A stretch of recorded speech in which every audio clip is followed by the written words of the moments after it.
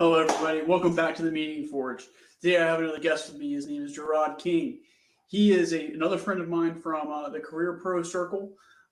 He is a excellent guy. Has a great story. We've had multiple conversations talking about any range of topics.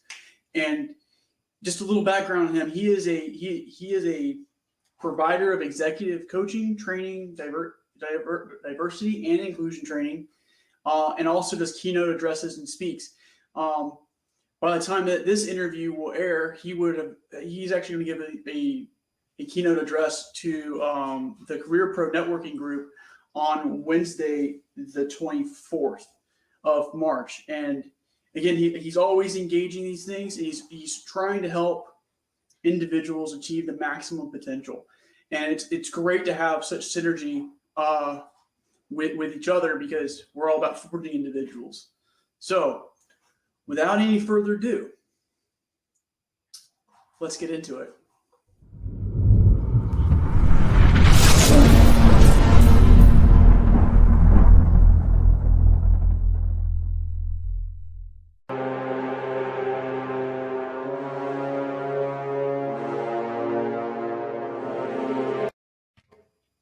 All right. Welcome to the show, Gerod. Thanks so much for coming on. Jim, thanks for having me. I'm truly, I am blessed to have such an awesome person in my life. And we've had conversations before talking about a range of different things. And I must say, like, it's always been a great conversation. And I'm just, again, privileged and honored to have you kind of talk about this stuff, talk about your life story. And before we do that, I just want to make an announcement really quick. Anyone is allowed on this channel to come on and tell their story. I want to hear your story. I want to figure out how you make meaning in life. I don't care what your background is as far as religion, political climate, doesn't matter, right? I want you to come on to tell me your story, what you find meaningful as we go through these things. And then if you continue to like this content, please like, subscribe, and comment. Like, we want to hear these thoughts. That way, I'm sure Gerod would love to hear thoughts from people around the world who will see this interview. So please don't hesitate to comment, share with your friends. And other than that, it's going to be a great conversation. So, do you want to, was that a good summary for you, or is there anything you'd like to add for your summary? No, that is a very good summary. As a matter of fact, I'm thinking about recruiting you to do my eulogy. That was a very... Oh, yeah? That's flattering. I appreciate that. So I guess we're going to kind of jump into this here. And okay. I can't have these conversations. I can't say this enough. I can't have these types of conversations without knowing your background, like without knowing your story, whatever you feel is relevant to the narrative of your life on this day. And the fun part about this is we can have this conversation a year from now and kind of arrive at some different things, and like what you'll pick out will be slightly different. But what I would see, hopefully in the future, is to see if the meaning changes. The narrative may change a little bit, like what events you put in, but the meaning may not, and that's what I'm trying to figure out. So, without any further ado, I'm going to give you the screen. Let's hear your story, man. Okay, cool. Well, again, Jim, thanks for having me. My name is Gerod King, and Jim and I have met.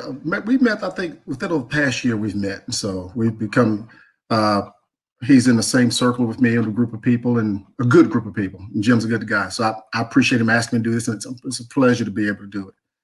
So first, let me just start by, I'm going to take you back to the beginning with me. And this is going all the way back to childhood. I was the offspring of two teenage parents. So they were never married. So my paternal grandparents actually raised me on a farm in Cleveland County, North Carolina, from a little town called Longdale. And so my grandfather was the worker, and my grandmother stayed at home with me and my younger brother as well. So they raised both of us. So I had and we had a farm. When I say a farm, we had all types of animals. We had gardens and fields. We had ponies. We rode motorcycles, mini bikes across all our vast property and land that we had. So I really was raised by them and was very sheltered about the ways of the world. But the one thing I did learn from them is values, which they were really big into. Family values, providing, being a man, being an African American man, and learning how to provide, how to be a role model for other people who are less fortunate than I. And as a result, I was always conditioned to work hard because we had a farm. Even though I was given a lot of things in life, everything that I needed, I got. Most of the things I wanted, I got. But I also knew I had to work and earn those. So when Grandpa and Grandma gave me those things, they in turn let me know that I earned those things. And subsequently, it wasn't just given to me because I was a grandson. So I learned a lot about working, how to work and how to make your way through life. Now, as far as coming through the high school, going through school, I was never a good academic person. I was always the average kid, but a good kid. I was a good kid and I was always average. I was just never really motivated about the academic side of coming up in life. Now, I did play sports from elementary school all the way up to high school. And even with the sports, I was actually pretty good in a couple of sports and I was really good in track and field. But even with that, I didn't excel. I only excelled in track and field and not the other sports because I was kind of going through the flow. A lot of my friends were athletes. I was an athlete. So I enjoyed being on the team, but I didn't really care about giving maximum effort. So, and I remember some of my friends, even to this day, we even joke about that, about me being a serious underachiever when it came to playing sports. But always being part of the team and being with the crowd, the in crowd. I was one of the popular guys. I hung out with people who were very popular. I was voted the best dressed male in my high school, which was a decent sized high school too. And when it came time to go to college, I actually grades were not that good because I was such an average student. And I was able to get into North Carolina Central University by the skin of my teeth. And basically I got in on like a probationary type deal that I had to come in and prove myself. And when I did get to college, here's one thing I found out, that I truly didn't know how to study because I was such an average student and I was an athlete. So I probably got some consideration along the way from some of the teachers because I was a nice kid too. Well, in college, I wasn't an athlete anymore. And it was literally, it hit me dead in the face that I didn't really know how to study.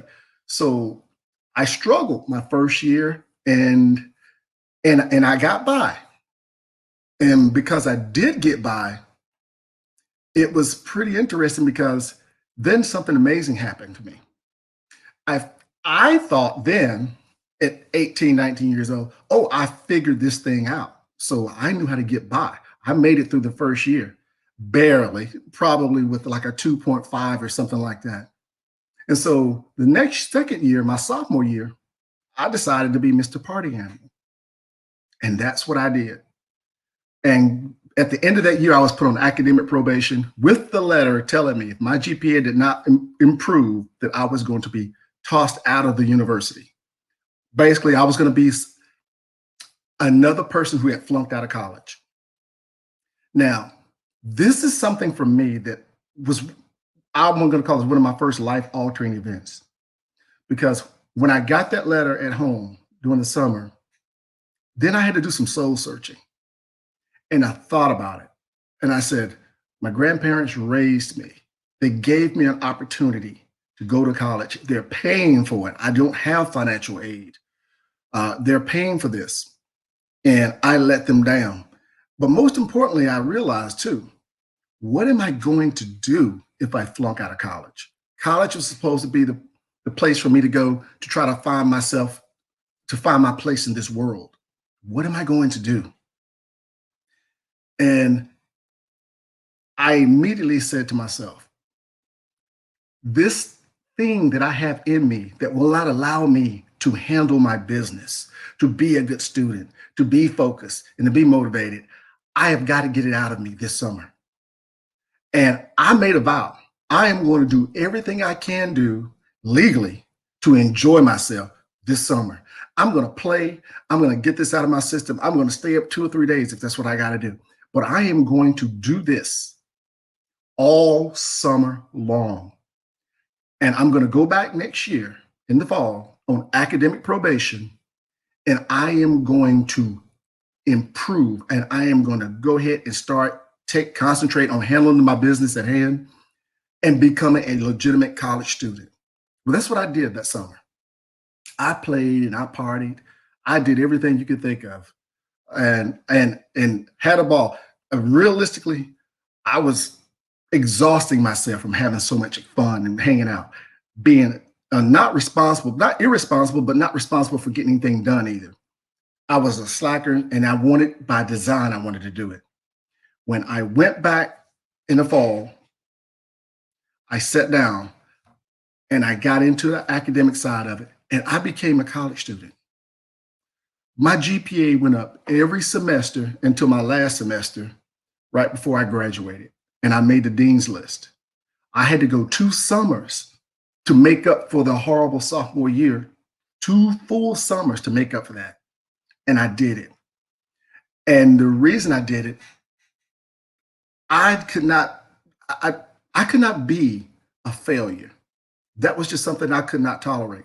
And I could not disappoint the people who had put me there in the position to succeed, which was my grandparents. There was no way to explain to them why I flunked out of college for no good reason. So it was 2-pronged for me. So once I got to the point where I'm getting ready to graduate and I've made the dean's list, and now I'm graduating in 4 years on time because I went 2 full summers to make up for a bad sophomore year. I'm thinking I've always wanted, in the back of my mind, to be in the military. I wanted to be in the military in some capacity. But when I was in high school and contemplated that, my grandparents told me that that wasn't an option. They wanted me to go to college. And I was 17, 18. I'm a boy, so I'm following the grandparents' lead. Now I'm 22 and I'm graduating college. My senior year, I said, I don't want to be a 40-year-old man and wake up one day and wonder what this military thing would be like had I not done it. So I enlisted in the Army Reserve, and I joined the Army Reserve. And 2 days after I graduated from college, I attended basic training at Fort Sill, Oklahoma for field artillery. And I joined a field artillery unit initially. It was something that I felt compelled to do. It was something I needed to do. And that was for me. And can I explain why I felt the need to do that? But I felt that was something I needed to do.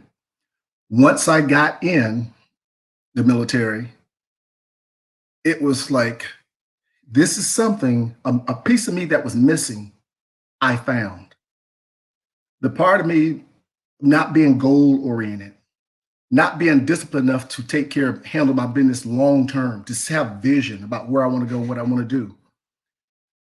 The Army gave me that. It gave me that. And as a result, it helped me build a lot of things from there. I can trace a lot of things to present day back to the Army. Now, from there, once I graduated basic training in AIT at Fort Sill, Oklahoma, I came back and joined my Army Reserve unit. So then I had to find employment. For a couple of years there, it was just very difficult. I just couldn't catch a break. And it wasn't the fact that I wasn't squared away and wasn't doing the right things. I just couldn't catch a break. Even one job that was very promising, they was very interested in me, got frozen, and they decided no longer to fill the position. Another opportunity presented itself for me, and a hurricane came through. And as a result of the hurricane coming through, they decided they were going to do some restructuring, reorganizing. They didn't fill the position. So for a couple of years, I ended up in some, I would refer to them as pie jobs. They're not really career jobs, but jobs to make ends meet.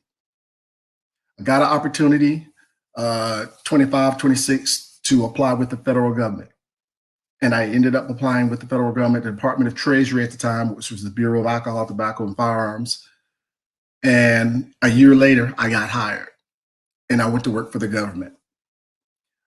So as I was doing my government career, I was also Army Reserve. So I was what you refer to as a dual federal employee. And I did both of those careers up until 2007. I retired at Fort Knox from the Army Reserve. And 2019, I retired from the U.S. Justice Department from the ATF after 29 years. So I served 20 years in the Army, 29 years with the Department of Justice. And from there, I am currently now starting my own business. As Jim spoke earlier about me doing the coaching, leadership development training, and speaking. These are things that I'm endeavoring to do as career opportunities that I enjoy doing.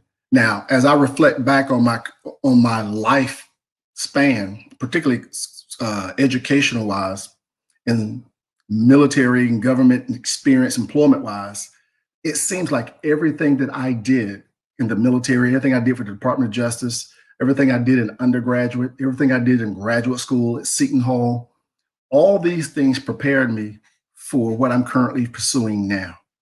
So to me, it was a progression. It was an evolution of me as a person, as a leader, and as a small business owner. So these things ultimately put me in a position now where I'm actually doing the things I feel like I'm being compelled to do. So I have a dumb question. What Yes. happened to the best dressed guy? The best dressed guy, he did a good job. He became a federal agent. And once he got into the federal law enforcement, I got into working streets, organized and violent crime and street stuff. You need to be a well-dressed man doing that type of work to include undercover work. So I actually, my career actually altered my wardrobe. That's fair. That's fair, man. That's pretty awesome. Like in so many different ways. It was kind of a joke, because maybe hang on. Let's just zoom back in real quick. Like, does that scream best dressed? I mean, the smile, it goes on for days. Yeah. So that really works. Absolutely. This is it, baby, right here. That's great. That's great. I guess the one question that I would kind of ask is, how is your how has been the family life in all of this and so far? Like how's that evolved along with everything? The family life is very interesting because, as I said, I was a man and wanted to go into the military. No member of my family wanted me to go into the military. Mm-hmm. They were actually anti-military. And the reason they were, now, very patriotic and very American, but you remember I was raised by grandparents. So their relationships and understanding of what transpired with African Americans in the military went way back to include Jim Crow. So that was not a good place for people who looked like me in the military. So this is what they based their decisions upon. The fact that was not going to be a good fit for me. And they really didn't want me to do it because they were afraid what was going to be done to me by the military because it had been done to their peers. So that was a very interesting dynamic when I did that, because I did it and did not tell them after I done it, because I did not want them to talk me out of it. Well, I mean, sometimes you got to do that. And I think it's funny. You kind of went Army light, which is fine, right? Like, it's still serving a country. Absolutely. So you're married, right? I am married. And how is the I guess, like, just reframe that really fast. How has that dynamic evolved with you? Because, like, you mean you have a wife, and I want to say you have kids too. I have a 2-year-old son. Yeah. Yeah. And so, like, how has that evolved along with you? Like how has that kind of traveled, I guess? It was very interesting because I had 2 careers, and to me, to be Army light, I caught two state call-ups and a war. So I went on active duty training and senior non-commissioned officers and mid-level non-commissioned officers for the wars in Iraq and Afghanistan at Fort Knox. And I was also a federal agent. So what I had going on is these 2 careers simultaneously. Now, if I may say this without trying to be braggadocious, I was very good at what I did.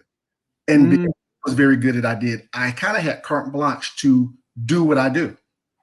Well, that took a toll on the family because what it did do allow me to do what I do as a federal agent, as a soldier, as much as I wanted to, anything I wanted to do. But we went 5 years without a vacation. 5 years without a vacation, and I didn't even realize it because I was doing what I was good at doing. And the government says, you're good at this. The Army says, you're good at this. And I was able to do some things that probably was way above my pay grade as a result. So when my wife actually confronts me to tell me that, do you realize that we have not been on vacation in 5 years? Oh, I'm sorry, she said multiple years.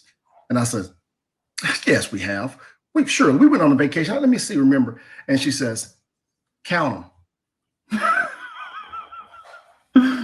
And when I got to 5, I kid you not, I was praying, please, God, don't let it go to 6. I'm in trouble as it is. Do not let it go to 6.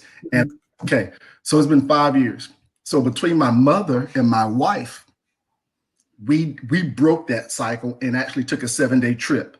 But I had gotten caught up in a rut. And the thing about it is, I have been married to the same person for 29 years, going on 30 years. We have a great relationship. We have a 28-year-old son now who's in the Army. But what my family life did suffer because I was out of balance. I was too much of a good soldier. I was too much of a good agent. And I wasn't a bad husband or father, but I was absentee. Yeah, that's what I'm seeing. Sometimes people go all in on some of these things. It's very, you got to watch out. It's almost like check the brakes or tap the brakes a moment and kind of look around sometimes. Okay. So kind of looking through your story a little bit and trying to understand the different aspects of it. I really liked how you said so far everything is in your life has been a progression, and it's setting you up for right now. We're definitely going to revisit that idea.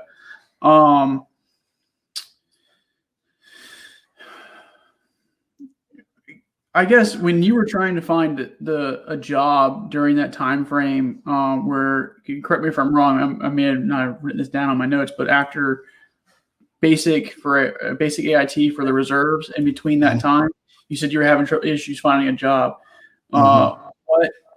What kind of helps you kind of recalibrate yourself to try and continue to keep going?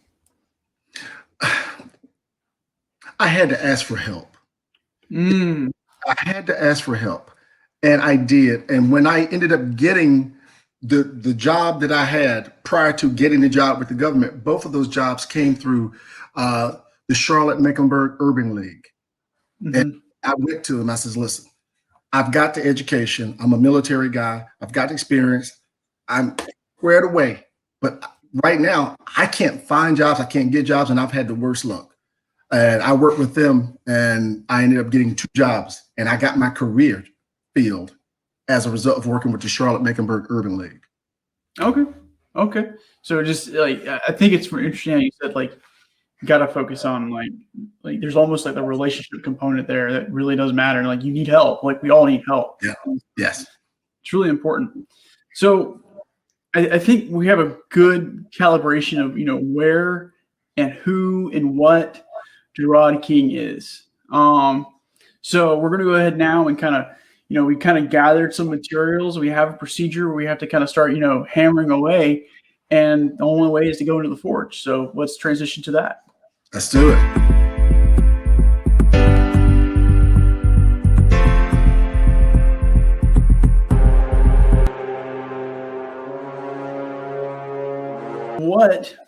If we look at this right now, what are the materials that you brought to the forge? If you were to start distilling yourself based off of values or experiences, what materials did you bring?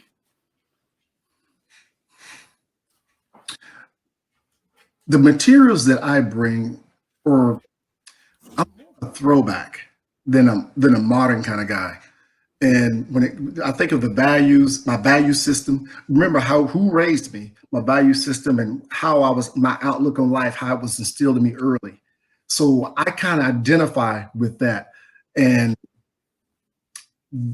that's who I am. I hate to use this term, but is that someone says a Southern gentleman, something derogatory when you hear that, but that's what I was raised to be. And as a result of how I was raised and who raised me, this is one of the reasons why I've never felt inferior to anybody or in any situation, because of how it was instilled in me, that I am somebody, that I am important, that I have value, and I can do good things. I like that, and that came from I forget the movie, right? But there's a movie out there, and it's forgetting it, but it's like the housemaid is essentially sitting there saying, like, you have value, you're this way. The help. The help, exactly. Yeah, exactly. I completely forgot. But in that movie, like, she's sitting there and she's coaching the kid, and like it's like every single day. And was that something that you kind of remembered, as far as like I would almost from growing up, like something like that? I do. And it was just one of the things. Give you an example, the best dressed male in my high school. Well, where did it come from? It came from my grandmother, but it started in elementary school. She said, not only do I want you to be good and be a good person, but I want you to look good and feel good about yourself. And if you do, you will project that on others. And so it was, this is why it's so important for children. And remember, I was the kid of two teenage parents. So realistically, I could have ended up being a statistic. But because my paternal grandparents took me in and gave, by the way, while they taking me in, they're paying for my father to go to college. So he's in school and they're taking us in, and me and my brother, and raising me. And this is what they're telling me all the way. They're grooming me. Now, I did not know that back then. But they were grooming me, and my grandmother played a role. My grandfather played a role. She was the primary care provider. He was the role model, how to provide. Interesting. And so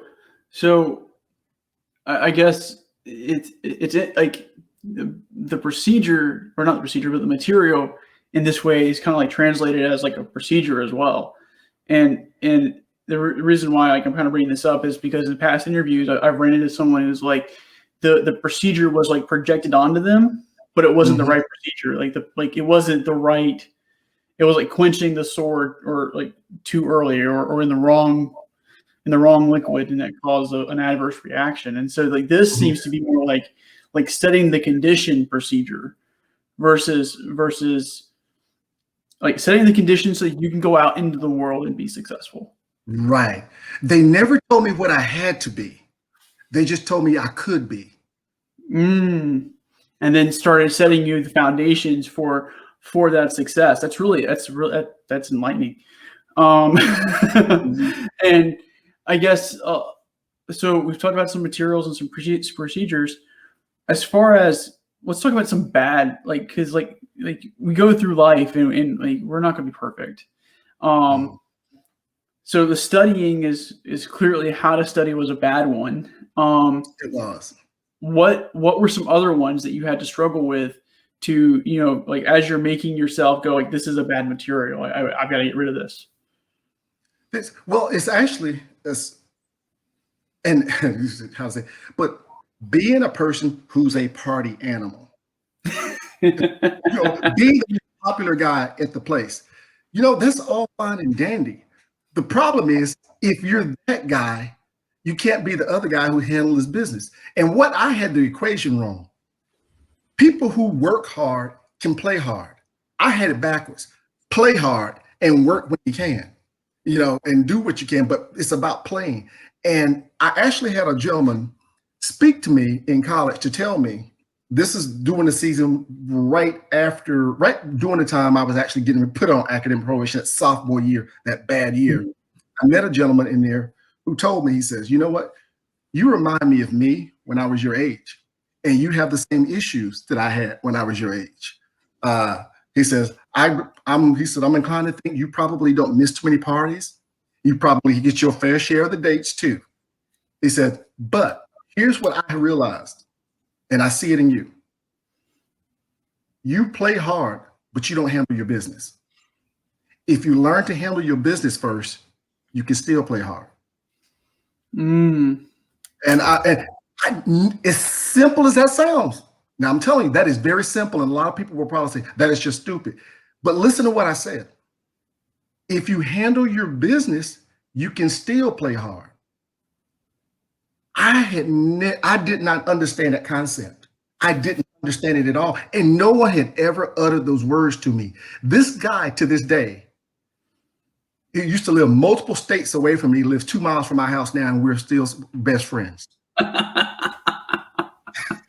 That's a great mentor-mentee relationship, though. Like, you need those in life. That's awesome. Absolutely. So awesome. I guess I think it's interesting. So what you said there was funny, because I don't know if you see it in your story, and maybe I'm connecting a dot that's not there, right? I thought it was interesting that you sat there and said, like, you got to work hard to play hard, right? You can work hard and play hard, not to play hard, but you can work hard and play hard. But you forgot to play. Yes. And I think that's interesting how it went from one side to the other. So, like, I guess maybe we can kind of talk about how we can, elaborate, maybe explore that, how you can avoid stuff like that, maybe. Mm-hmm. Now, I will tell you this: that's a connection I never made before. I never made that connection before. But you're absolutely right. That is going from one extreme to the other. Now, of course, that's probably a 20-year span we're talking about, but that is going from one extreme to the other. I mean, it's very formative, right? And it sounds like it's formative, especially if your mentor is only 2 miles up the road, right? And so you sit there, like you do this, and all of a sudden you go down this one path. You're going down this one path. You're corrected, but you're going like notice kind of how I'm turning, right? I'm going past the center, and I'm going all the way over here, and then that has negative effects as well. And over the story of your life, like, even though, like, maybe I was able to fix the warp in the blade here, I unfortunately made another warp down there for some reason. Absolutely. And it's not easy. It's a balancing act. And you took the words, actually, that's what I was going to say. I was not balanced. Now, I did get balanced, but I became unbalanced again, but in the opposite direction. And here's maybe the hard question is,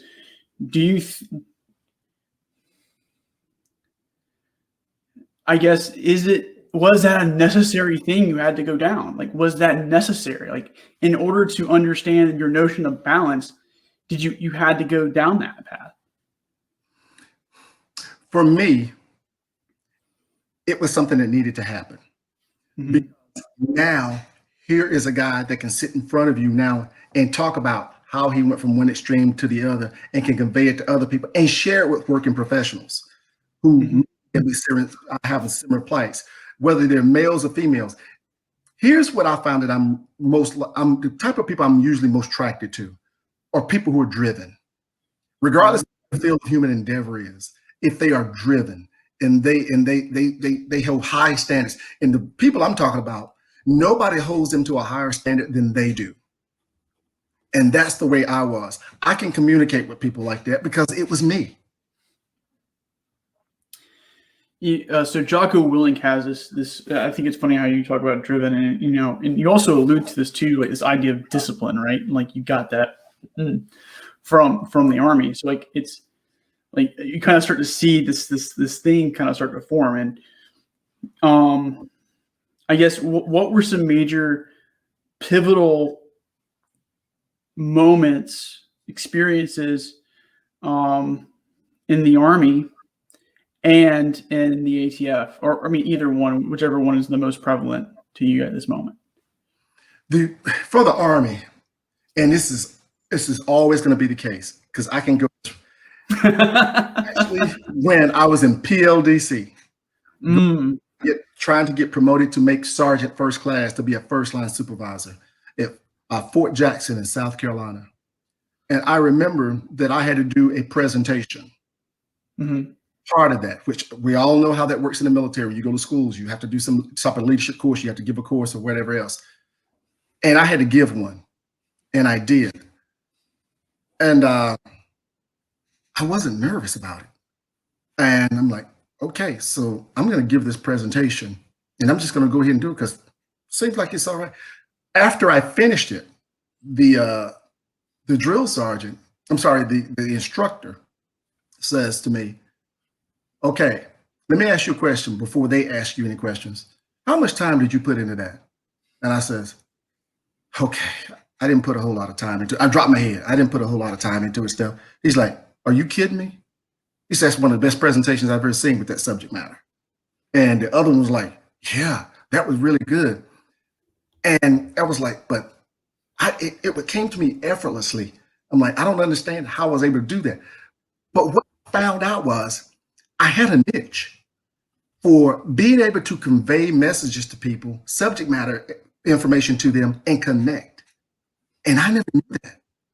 And that was when it actually showed its first time ever in my career that, you know what, you do it. I refer to them as the God-given talents that everybody has. You know, everybody has them. I never knew that I had that until then. So that's where it happened for me in the military, right there. And it started a whole lot from that point. It started a lot of other things because it also woke up the leader in me too. Because in order to do that, you're going to have to show some type of leadership ability. So that started to develop, evolve. In the federal government, it was when I realized that I had the task to do things that a lot of people didn't think I should be able to do, as far as projects and endeavors. And not that I'm trying to paint myself as a superhuman being, a federal agent or anything like that, but some of the tasks, I worked a lot of organized and violent crime, and some of the endeavors that I did, they hadn't been done in the areas in which I worked. So some of them was precedent setting, but the way that I could actually get these things done and get people to work together and build teams from scratch. A lot of people told me that they didn't understand how I could do that. And neither did I. I just knew I could do it. And as a result, we were able to do some very, very good, impactful type operations because of that, of those things. And this is where those two careers showed me some intangible that I had that I never knew I had. That's really interesting there as well. And I guess what I would like to do is flip that a little bit, right? What were the bad experiences you had? And then we'll transition into the sword. The bad experience for me was working so long in law enforcement. I became pessimistic about people. For a while there, my outlook on life was, Jim might be a nice guy, but he's shady somehow. I just don't see it yet and hadn't found it. Yeah, and this is how I was actually for a period of time. That was my mindset, which is totally unhealthy and not accurate. But because I was so heavily into it, it made me a very pessimistic person and very untrusting. I almost want to ask another question on that one, but I'm going to have to hold that because I think that's probably more of a sword question we can talk about. So you, because of that exposure, you became pessimistic, and that affected trusting with people, trusting like other people, and I'm sure it had other effects throughout the rest of your life as well that maybe we can uncover a little bit. So, but let's go ahead and transition into the sword. We've kind of forged an idea of, the different aspects of you, kind of bringing them together. There's probably an underlying theme, and hopefully we'll kind of explore that and figure out what that is by the end.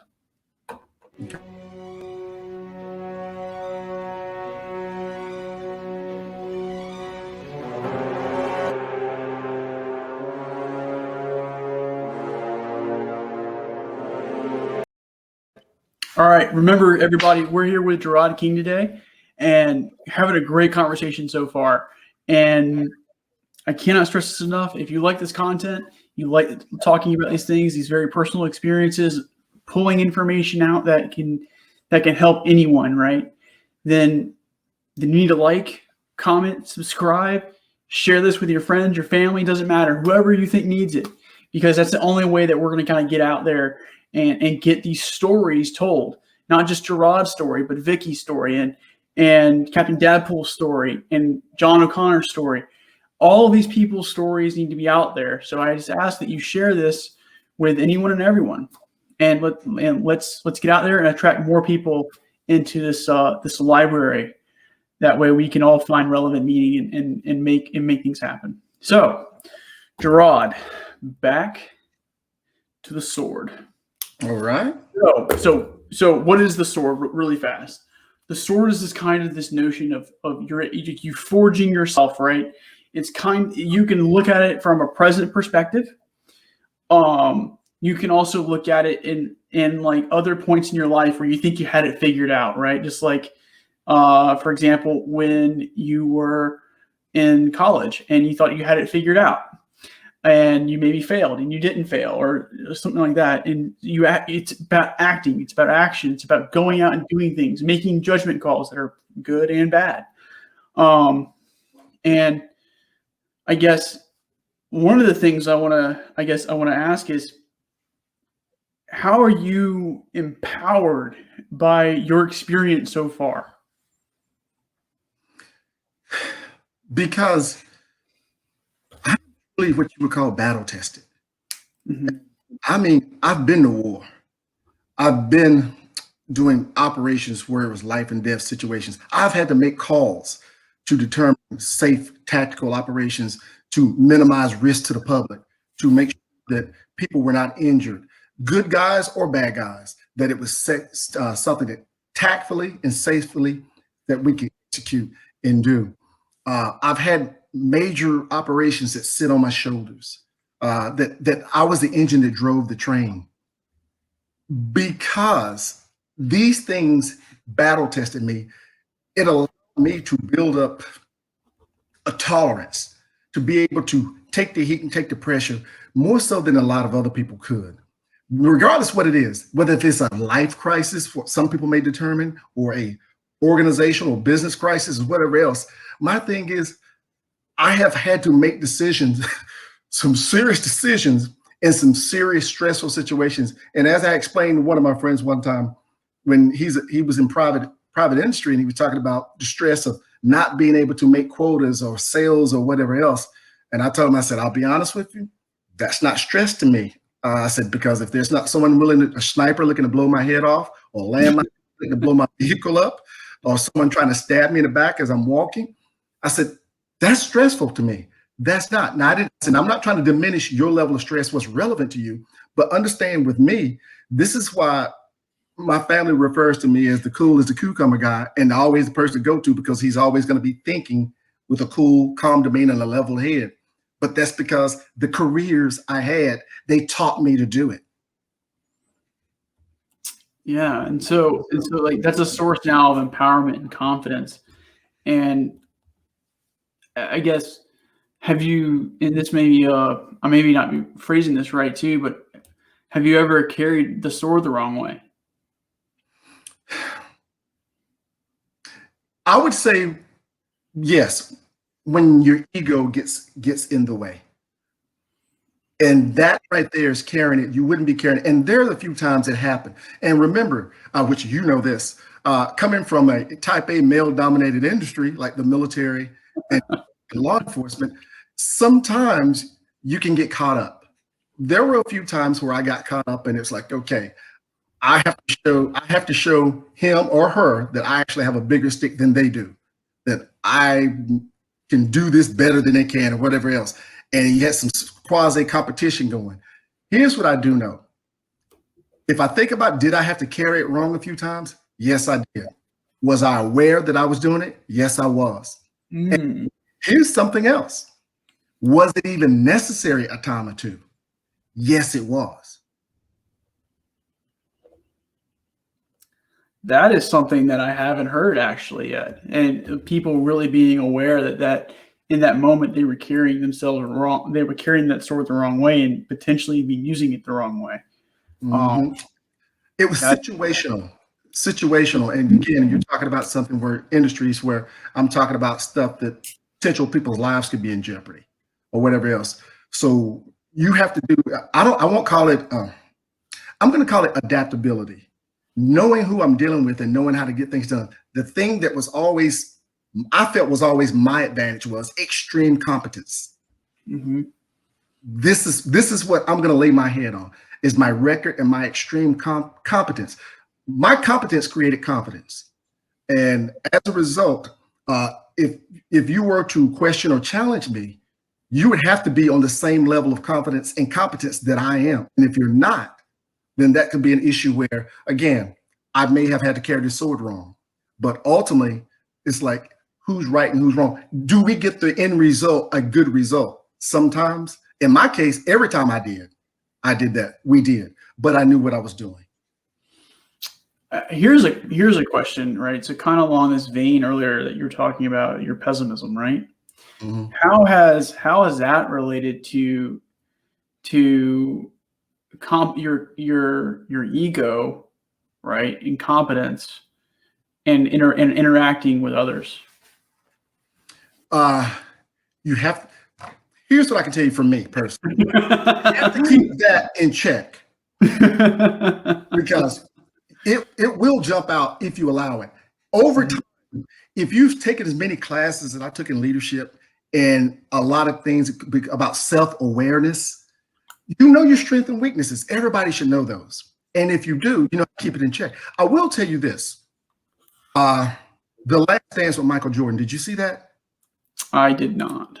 I highly encourage everybody to go take a look at that series. It was about the Chicago Bulls run when they were winning championships, Michael Jordan, those teams.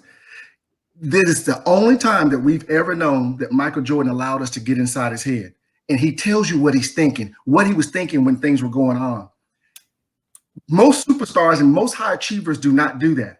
If you could hear what was going on inside their heads, you would think they're egomaniacs or, they're arrogant, this or whatever it is. But this is how they operate. I am extremely pleased to say that nobody can hear what goes on in my head at times because they might have me committed if they could. I think everybody would.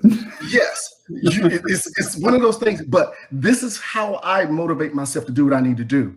And that's come from within. There will never be a worse critic of anything I do from other than me, about me. And that just comes from within. But as I listen to people and I meet people who have achieved, high achievers in their careers and their endeavors, if you talk to them and you get a chance to know, sometimes they'll slip up and let their guard down and you'll hear it. She didn't really mean to let that out. And in my line of work, we used to refer to it as a spontaneous utterance. Mm-hmm. And it will just pop out. And here's what I do know about spontaneous utterances. If you ever hear one, it's always 100% true. Never calculated a thought. It's like a Freudian slip.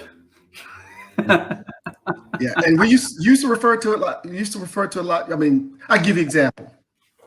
Even in legal terms, if you were interviewing someone who's suspected of committing a crime, and I could say to you, "Well, Jim, I know you were involved in that crime," and you may look at me and say, "I didn't rape that woman."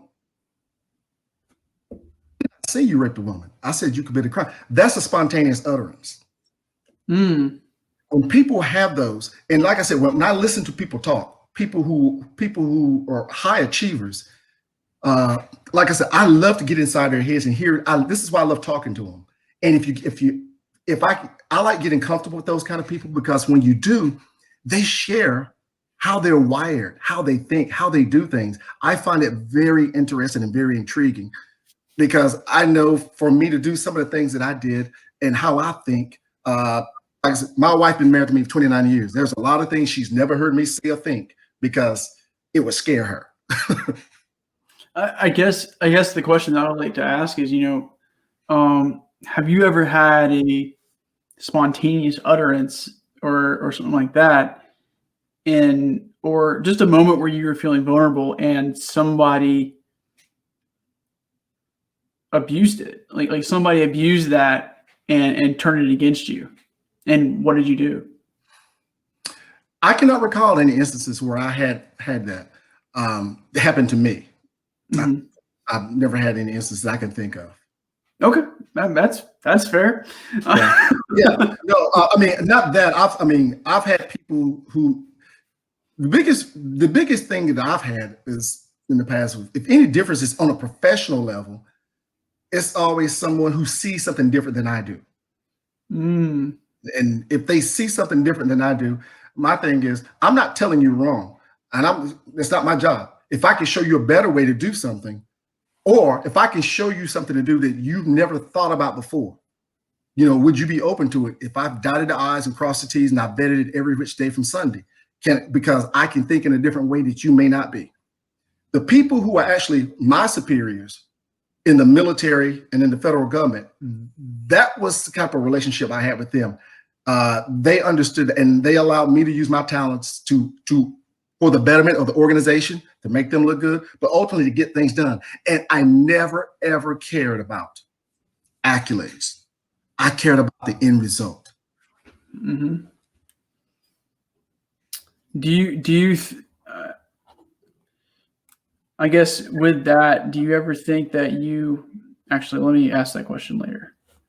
That's a more of a leadership question. So, um, so we talked about the sword, we talked about carrying it, right, and all that other fun stuff. And then the question that I always like to say, like, I'd rather have my sword sheathed, right? That way, I'm not. It's like that's the ideal, right? I have it because Mhm. I'm. It's empowerment, it's confidence, and it's fine. But typically speaking, it stays sheathed. It's the gentleness. We'll call it the gentleness of using the sword, Mhm. or the right way to use it. Have you ever used the sword to empower others, or how I guess how would I'm sorry. I'll let you go and answer that one. Uh, I have to, but I've done that as someone who was a trainer, a primary instructor in the military. Hmm. I did it on numerous occasions. As someone who was a trainer and in the federal government and law enforcement, on numerous occasions, when you find people who have needs. As a leader, my job is to assess what is she lacking? What is he lacking? And is it something that I can provide? Or is it something I can facilitate to make it happen, to make sure that they get what they need? Because remember, I hate to use cliches, but the chain is only strong as its weakest link. And if you got someone in your organization that they're lacking, and as a leader, first of all, you should be able to identify, a good leader, identify what their deficiency may be. You Hmm. put anything at your disposal to help him or her be better. If you help him or her be better, it helps you be better. If it helps you be better, it helps the group be better. If it helps the group be better, it helps the organization be better.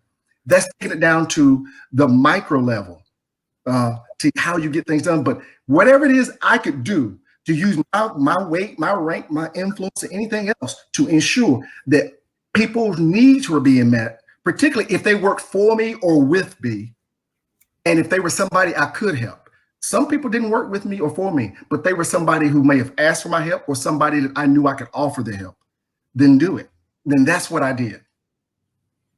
Okay. Okay. Hmm. So you given away swords and stuff like that, and you empowered others. I think that's really like that's kind of the crux of what the sword is. And so we'll kind of go ahead and transition into the pen, and talking about how we share our experience.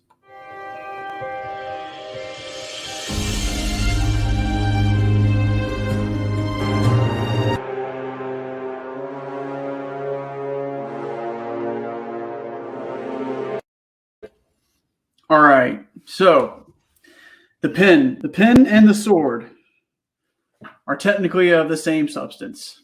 You Mhm. can do a lot of the same stuff with the sword. You can do a lot of the same stuff with the pen. The only difference is, well, you might not stab as deep. Uh, No.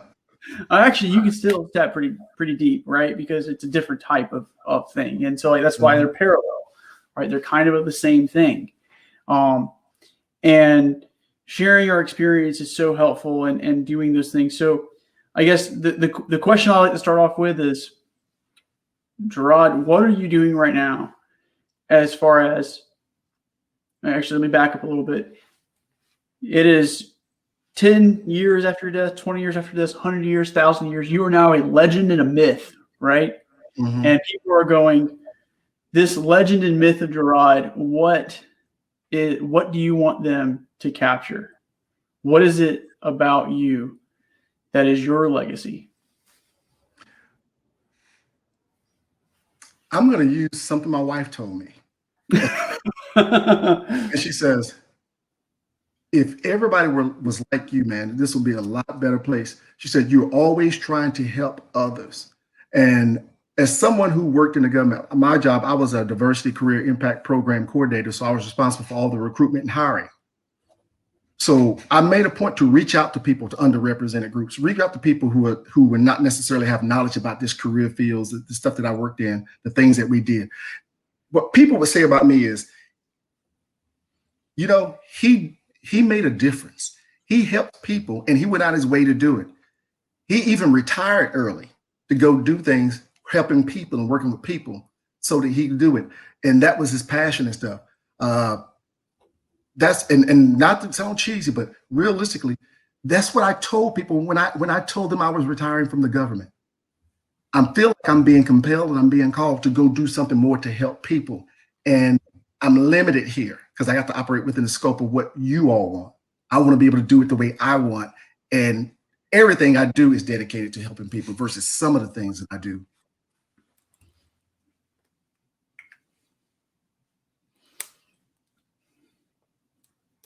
Yeah, I'm picking that up. I kind of have to think a little bit. And so like these lessons, like this story of who you are, right? It's all about helping people. And I'm trying to figure out where I want to go with this. Unfortunately, I'm kind of a little tongue tied a little bit because like I'm thinking about a few different things.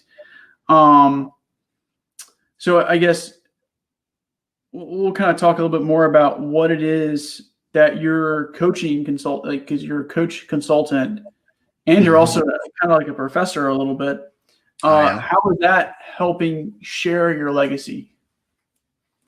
For instance, I teach Homeland Security classes at a university.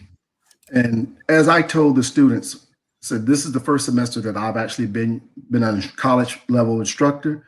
I said, but my goal is for you to not only enjoy this class, but also to learn about what we're teaching you so that if you think you have career options, I want you to know what they are. Things that you may be able to do for those of you who desire to serve, to public serve, to do what you can do to keep this country safe. I'm going to bring you real world examples. My experience, I want you to learn from my experience, my stories. I bring other people in from other agencies who are still working to speak to them, to talk to them. I said, I can sit here and read from the book all day long, or I can educate you about life in the career field and how it is. And that's what I choose to do. And it's how I help them. As far as with coaching, most of the people that I coach are senior supervisors and above. They are going through things that are much different. Some of them have work-life balance issues. Some of them have leadership issues. Some of them have time management issues or whatever else. But the thing about it is this, as I told them, when you come into a coaching session with me, we may not always solve a problem because it may not can be done in that one coaching session. But what I will tell you is when you leave this coaching session, every coaching session with me, you're going to always leave in a better place than when you came. And you're going to be in a positive direction. We may pick up next time the session, but we are going to make sure that you are getting something. You are getting fed when you come to this coaching session. I'm sorry, I'm kind of thinking all of a sudden now, you're, you know, the what is it? People don't just survive on, you know, the like bread. They also survive on like the word of a higher, of God and of other things. As Christians, we can kind of talk about that, but like with atheists, I kind of, or non-believers, I kind of change my language a little bit. I think that's really interesting, and I guess what I would say is, you know, you're sitting here trying to in a way you're still kind of going through this forging process, this cyclic process, and you're sharing these things. Do you do any personal writing, like a journal or anything like that? I do not, but I plan to. I actually plan to, but I'm actually planning on a few things that I said I was going to do in my retirement. Hopefully, before the writing's done on my life, I can get a few things, a few stories, even a nonfiction story. But I'm looking at write some things down, because as I told some people before, I said I had good careers, and one day I'll be able to sit on my porch with my grandkids and tell them about all the cool things that Grandpa did and stuff. At least the things I'll be able to remember. But as I told them too, this is where it gets important. Sometime in your life, you have to start writing things down, because it's hard to remember. Remember, I served 20 years military, and about 7 of that on active, and 9 years with the federal government. So that's a lot of years dedicated to careers. And that's I have a lot of experiences, good, some not so good, some hilarious, some not so. But at the end of the day, they're my experiences. And I want to be able to share those. In order to do that, once I'm gone, they'll have to be written down. Yeah, and so it's kind of like that preemptive strike a little bit, You're like, here's the story as I remember it. Hopefully this helps. Yeah, absolutely. Absolutely. That way, maybe it's not as much of a myth, but you have the primary documents, right? And like, here's Gerod King's memoirs. Oh yeah. And just put the huge smile down there, and you'll be good. Like the book will sell, I promise. Yeah. That's the game plan, anyway. Okay. Well, I mean, until that happens, I'm sure when you start sitting down, just like you sat down and you developed your story here, like you'll be able to see some of these other patterns when you write and kind of focus those things. And I look forward to seeing what that is. So you got to stay in touch and let me know when that comes out. Oh, so that being said, writing is normally a short topic to begin with, because it is legacy, and we've talked through that. And until you start doing the journal thing, and like that changes a lot too. A lot of people change when they start writing and journaling. So without any further ado, we'll go into the final topic, which is the crown. Okay.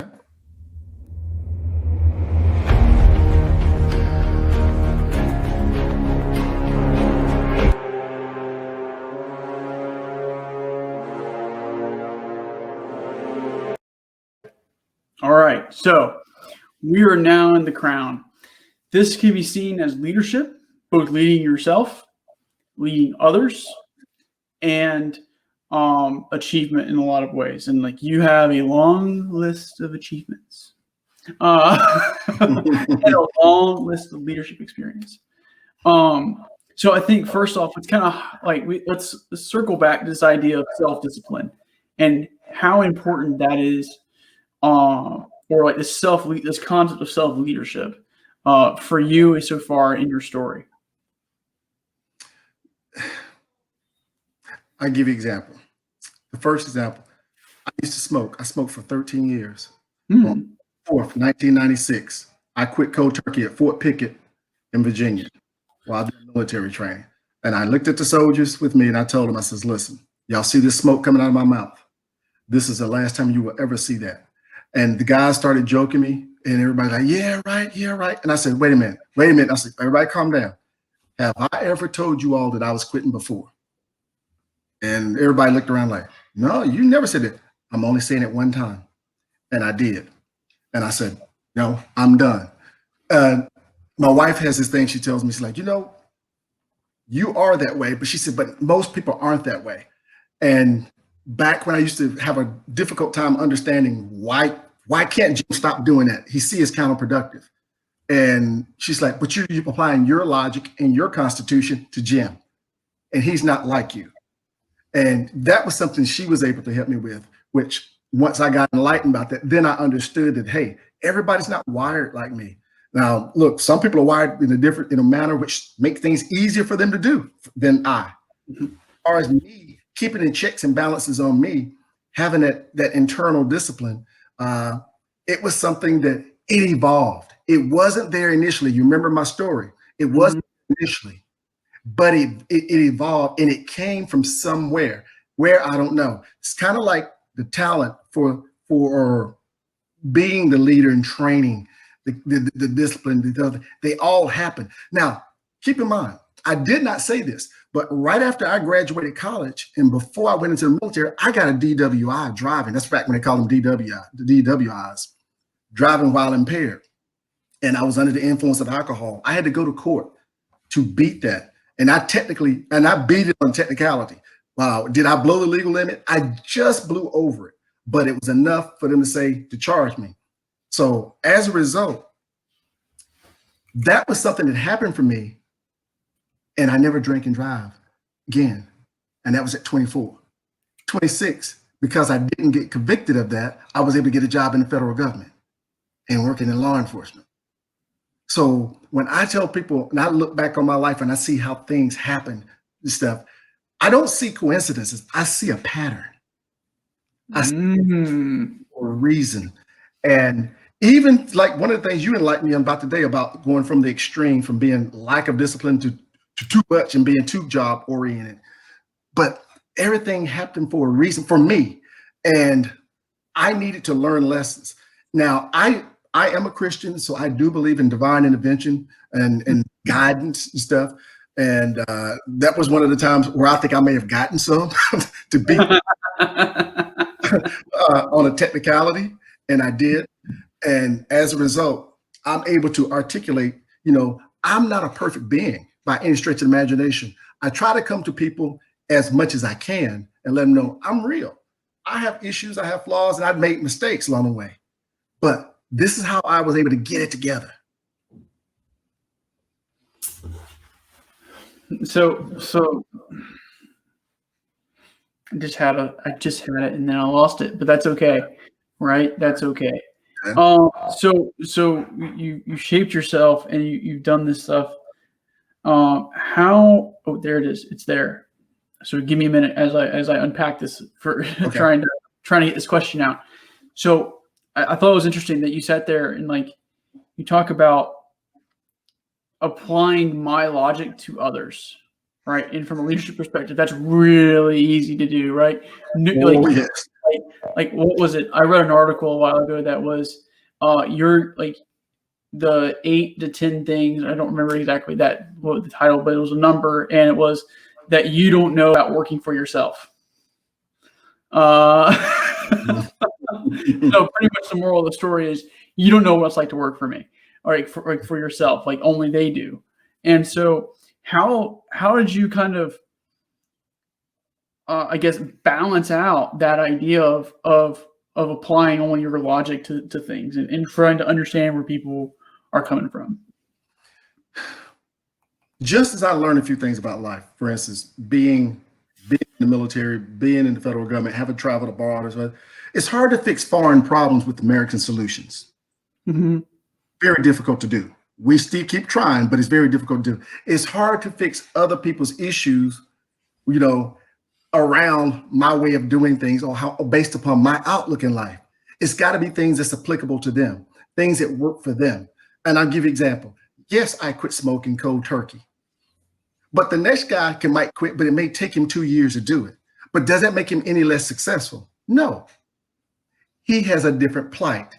I am experienced enough now, and probably experienced more so in life, now that I understand that. Because back in the day with me, I would have said he's weak, he's a failure, because he can't quit, because it took him 2 years.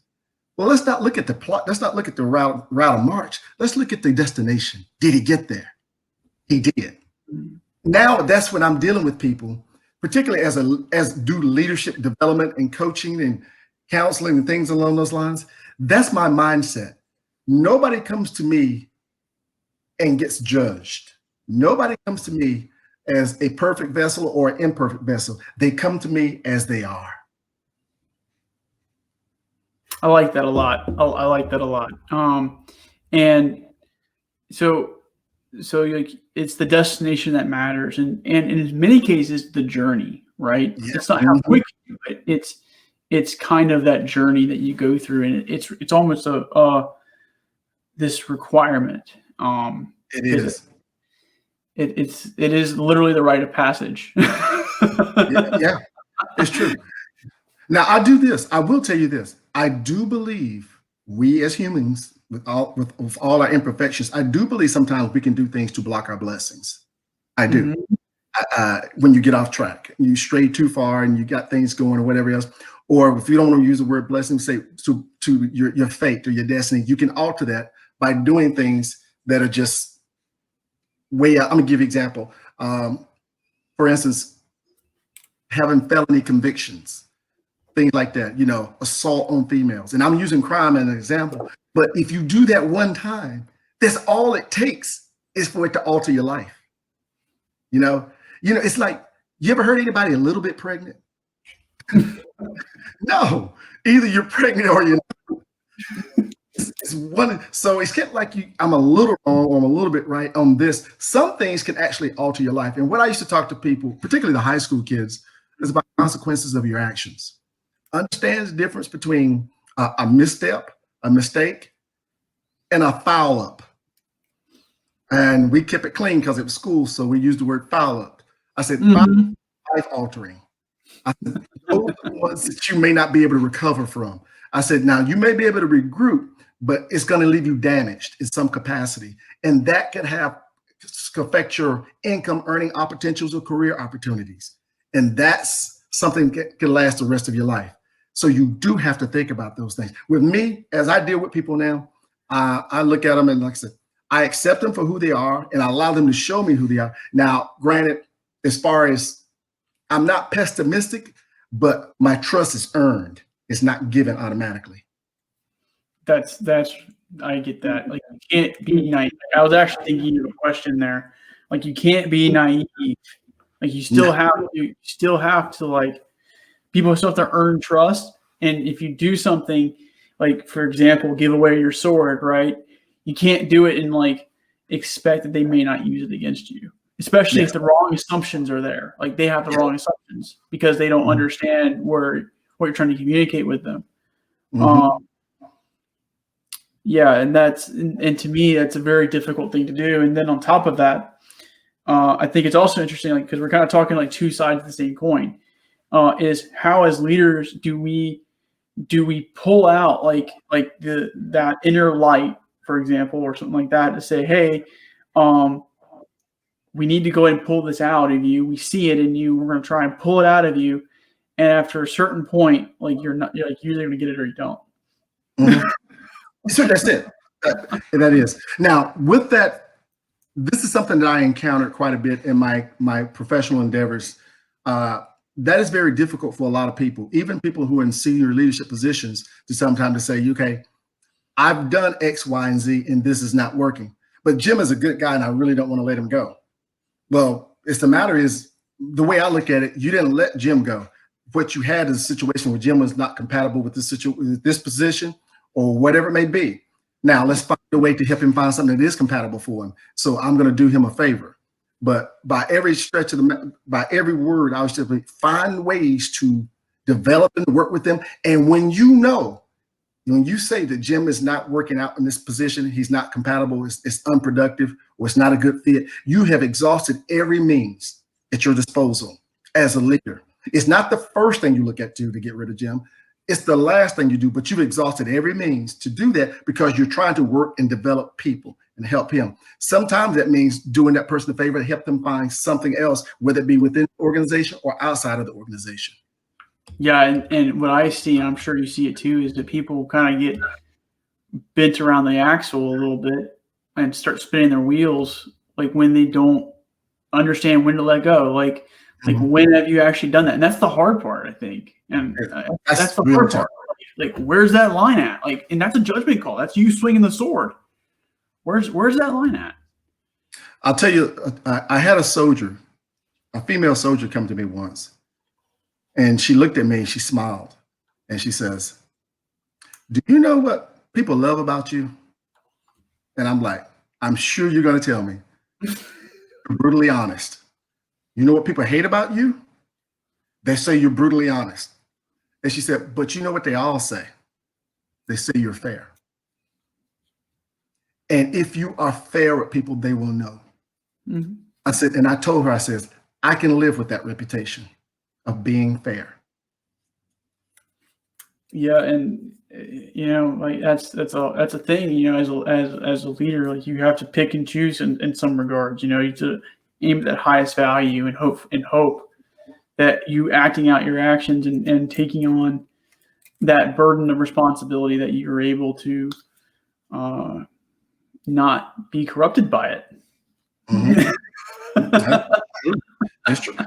There are all, there are all types of things that can get you sidetracked. I call it the white noise. There's all kind of white noise around you. It can help you make a bad decision if you're not concentrating, keeping your eye on the prize.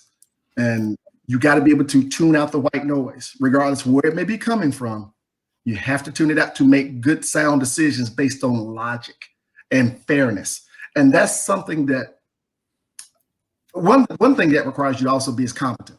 So it's an equation. You very rarely do you get great decisions from people who are less than stellar in their position. So, should I say? The people who are good at what they do is multifaceted. They understand a lot of different things. It's not just business. It's one of the things that I know now that I learned before I retired from the military. I learned that a soldier is not just a soldier. A soldier is a husband, a father, a brother, an uncle. And if it's a female, she's a mother, she's a wife, she's on. Deal with the person in its totality, the whole, as they are. You might be surprised. It was very interesting to find out when we had people who could not perform their job, and it wasn't job-related reasons they couldn't do it from the personal life. But if you're the kind of person who don't know your people, don't establish rapport with them, and don't know them, that you will never find out.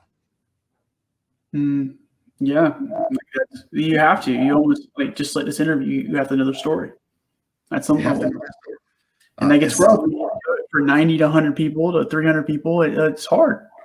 But anyway, let's go ahead and we'll kind of go now into the kind of the closing type of stuff and kind of the review, and then we'll go forward from there. Okay.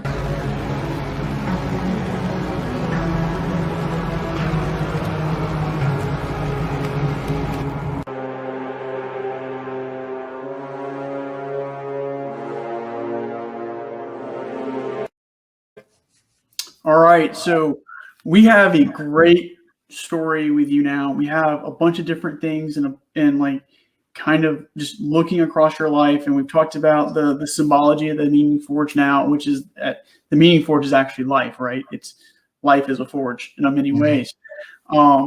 There's lots of meaning that you kind of through force of will do things, like you combine it. There's also what's revealed to you in that process. It's whatever speaks to you the most. You then carry yourself a certain way because of your past experience at any given moment in time. And then you share that experience, and it is kind of like this vicious cycle, this vicious cycle of fun. And then you have the crown, which is the kind of that binding agent. And also the outward, the stop point that kind of pulls everything together. And it's often very difficult to kind of go through these things, and it's hard, especially if we're in places where we really don't want to be. And it's hard to sit there and kind of find your story, find your why in that story, and then project that forward to help yourself and to help yourself grow and stuff like that. So I guess so far, I just want to, what do you think your maybe your overarching value is? Because you just kind of talked about you have to take people in their totality, not just one identity or another identity. You have to take them completely. What do you think your big why, your big value is?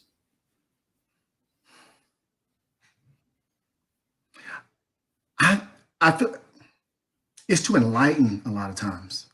Mm-hmm.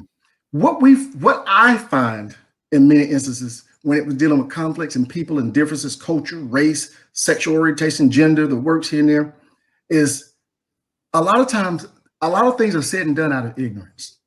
And enlightening people is one of the ways.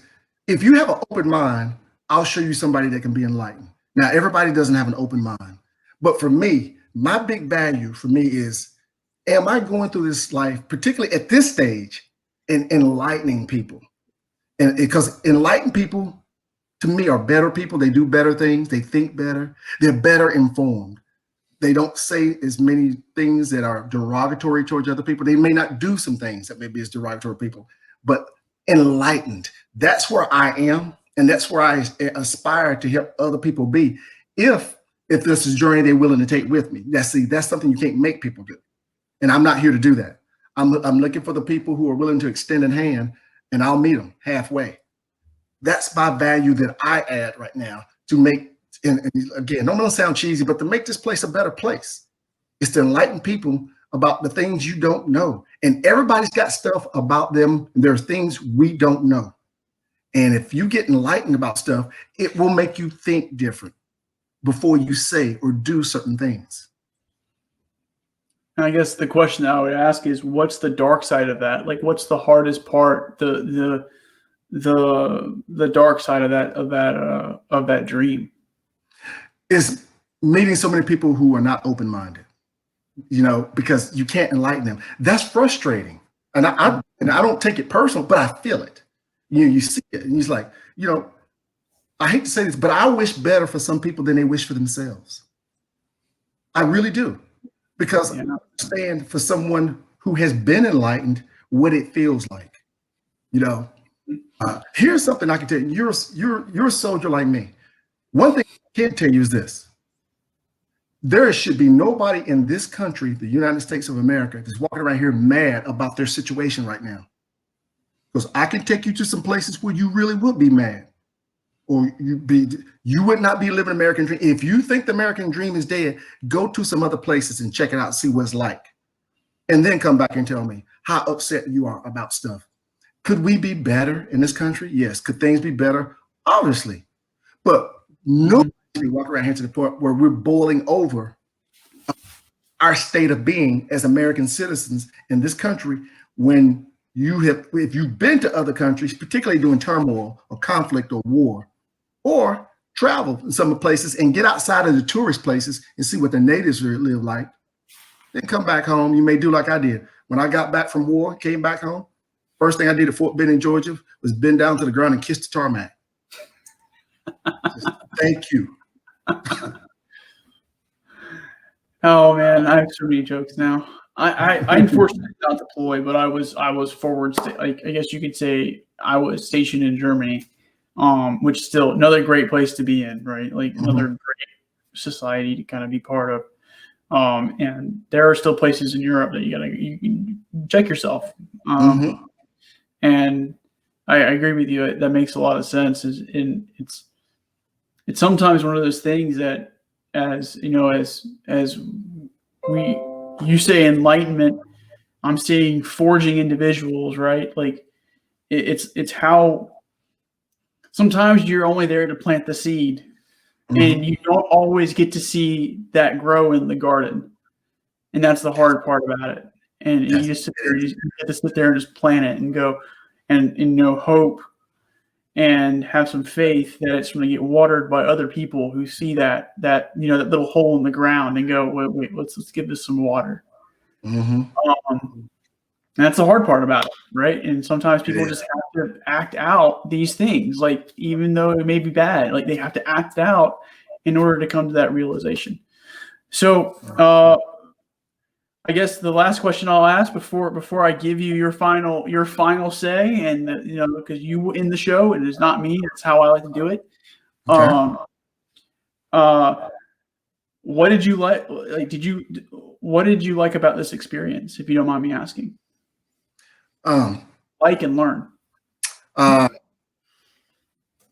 like the fact that this is something that multiple people can hear. And the fact that somebody after me learned something from my experience, it may benefit them in a positive way. because if a country boy from a small town farm like me can go and end up ultimately getting positions where they're meeting the president of the United States and foreign heads of foreign states and doing things in the military and the government that I never thought was possible.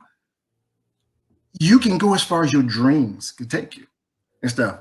So with that, if this right here can actually help one person, it will have been worth your time and my time.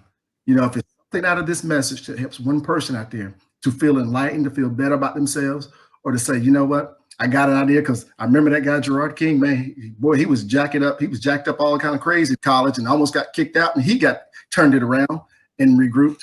And, they might be somebody in college right now struggling or whatever, and need to get their mind right or whatever. But this is what I like about this. And what I've learned about this is some of the things in my background connect more so than I thought they did. There's more relation and transition in my story than I thought it really was. Yep. Well, I appreciate you coming on. You're about to get your chance to talk to that one person, because at the end of the day, only one person, no one typically watches these shows. And so you'll get to have your chance. You're talking to whoever that person is at any moment in their life. And I must say they're going to have something to learn from you. And all the guests that come on in the Meeting Forge. So remember, everybody, to please like, comment, subscribe, share this, right?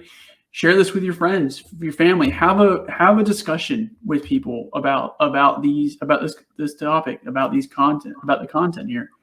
Because even you might reveal something to us that we didn't see, right? And I would like to hear what those things are in the comments. Like I would like to sit there and show Gerod, be like, hey, this person pointed this out. And I think that would be awesome. So I invite you to please do those things. Share it with your friends, because that's the only way we're gonna get out there to begin with. And again, just keep coming back to the Meeting Forge. Keep living life the best you can, forging yourself, forging others, and becoming a one in society. Okay? So we'll go ahead and transition. Once it's over with that, it is all you, good sir. All right.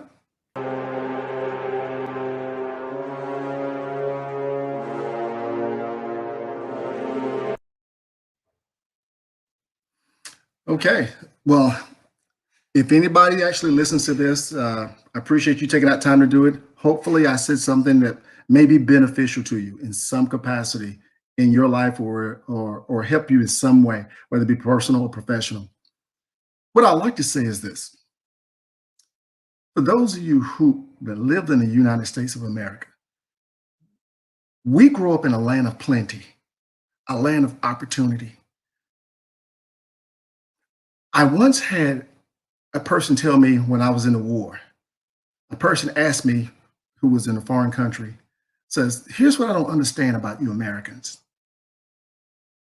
How do you grow up in a land of plenty and opportunity and choose to be nothing? Meaning we don't get education, we don't learn a skill, we don't get a craft, we don't do things where we can provide for our families. Because his logic is, if someone had given that to me, I would take it. So what I would like to say is this: you can be anything you want to be, truly anything you want to be in his life, or you can fail.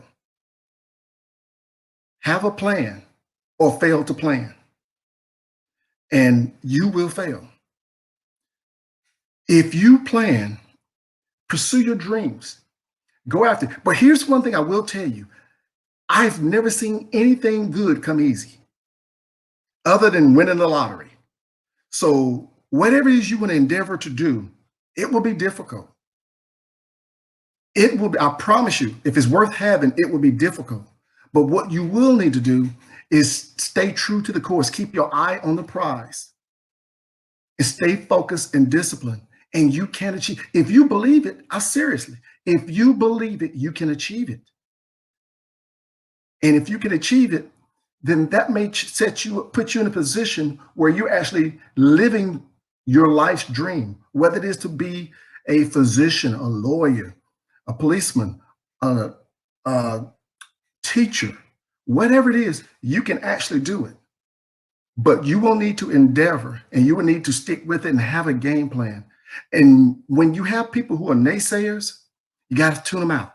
You have to tune those people out. Surround yourself with positive people, people who can uplift you and encourage you, and stay away from naysayers. Listen, you cannot soar like an eagle if you're flying with a bunch of crows. I promise you that will not happen. So if you're trying to soar like an eagle and you're trying to get to new heights, you have to find people who are perched on top of mountaintops where you're trying to go, not people laying and playing in the gutter. Stay focused, have the dream, work hard, endeavor. Everybody comes in this world with a finite number of days. We have an expiration date from the day that we're born until the day that we die. Some will have some longer and then others. But what you do between the birth date and the expiration date, that's predominantly up to you. So, my friends, in closing, choose to soar like an eagle and live your dreams. Thank you.